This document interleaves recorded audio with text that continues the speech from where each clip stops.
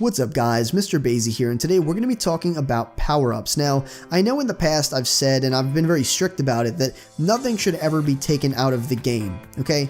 Very, strong on that standpoint. I do not believe anything should ever be taken out of a game.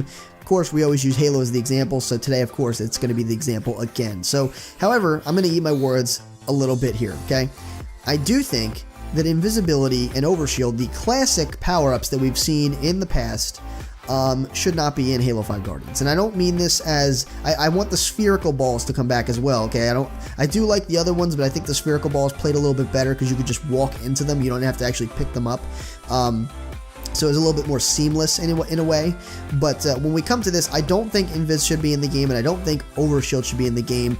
I think that the custom power-up should do it all, okay? There's no reason to have Invis and Overshield as separate power-ups, because the custom power-up can actually do everything that you need those two particular things to do. And before I continue, guys, I want to mention this is going to be a more than likely 3-part commentary.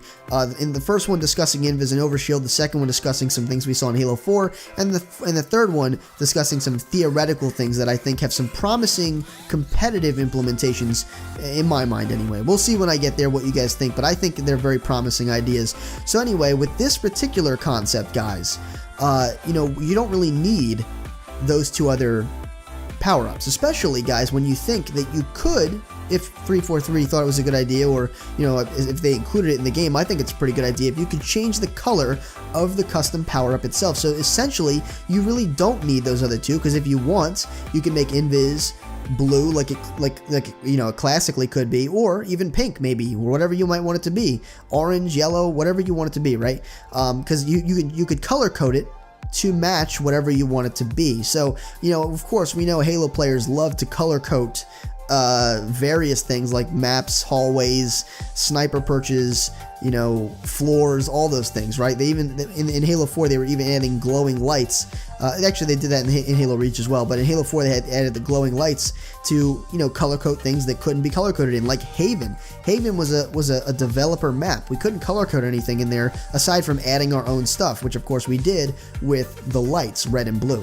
So very interesting stuff, guys. I think that these two particular, although again, I do think that everything should be in the game, this is a scenario where it's a compromise. I don't necessarily think we need invisibility and overshield if the custom power-up can do everything just like the other ones can, and you can alter the color. And if you think about it, custom power-up can do that, because what custom power-up essentially is the ability to alter the player traits of someone who picks up that custom power-up. So as long as the custom power-up is 100% as customizable as it should be, which essentially when you go into custom game options, you know how there's that little section that says player traits, and there's also like leader traits or whatever, but player traits is where we're going to stay.